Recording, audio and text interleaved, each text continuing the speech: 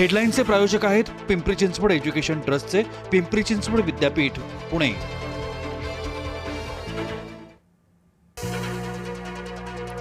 नाशिकच्या दिलीप गावितला राष्ट्रकुल स्पर्धेत गोल्ड, पॅरा ॲथलेटिक्स मध्ये इतिहास रचला।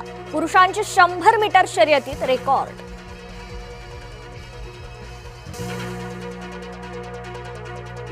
पुण्यातील कोंढव्यात रात्रीपासून वीज पुरवठा खंडित। वीज नसल्याने स्थानिक रहिवासी हैराण। गेल्या 13 तासांपासून वीज पुरवठा नाही। नागपूर महापालिकेच्या पावसाळी नियोजनावर न्यायालयाची तीव्र नाराजी। नागपूर खंडपीठाकडून स्वतःहून गंभीर दखल। श्रीरामाला वापरून सत्तेत आलात आणि त्यालाच लुटलात। उद्धव ठाकरेंची भाजपवर टीका। भाजपला गाडल्याशिवाय स्वस्थ बसणार नसल्याचा इशारा। अमित शहांच्या आदेशानं आंदोलकांवर गोळीबार। राहुल गांधींचा गंभीर आरोप। पंतप्रधान मोदींनी शहांना हटवावं अशी मागणी। आंदोलकांवर गोळीबार झालेलाच नाही काँग्रेसचा आरोप। भाजपनं खोडून काढला। अराजकता पसरवणं हाच गांधींचा एकमेव अजेंडा। मुख्यमंत्री फडणवीसांचा राहुल गांधींवर घणाघात। लोकसभेची सार्वजनिक परीक्षा सुधारणेला मंजुरी। आवाजी मतदानानं सरकारी विधेयकाला मान्यता।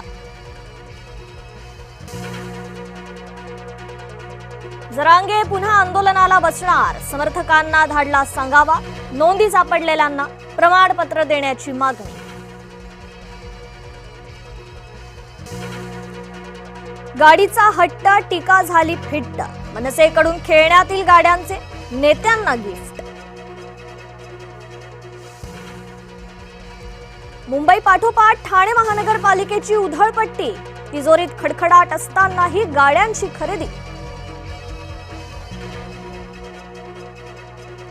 कोल्हापुरात पंचगंगा नदी तिसऱ्यांदा पात्राबाहेर। पंचगंगेची पाणी पातळी आज 31 फुटांवर। कोल्हापुरातील 30 बंधारे पाण्याखाली। बुडीत खात्यावर व्याज वसुली नाही। मुख्यमंत्र्यांच्या पुढाकारानंतर बँकांचा निर्णय।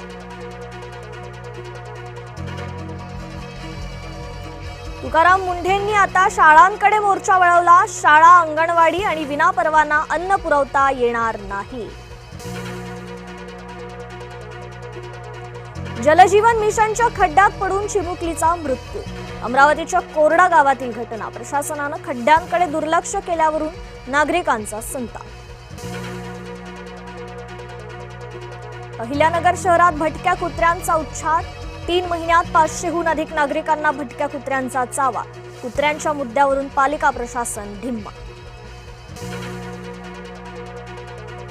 पार्थ आणि कायनात यांचा साखरपुडा। शरद पवारांच्या हजेरीत कौटुंबिक सोहळा। राजकीय नेत्यांचीही उपस्थिती। चित्रपती व्ही शांताराम आणि राज कपूर पुरस्कार जाहीर। ज्येष्ठ संगीतकार हृदयनाथ मंगेशकरांना व्ही शांताराम जीवन गौरव पुरस्कार, तर अभिनेते प्रसाद ओक यांना विशेष योगदानासाठी व्ही शांताराम पुरस्कार।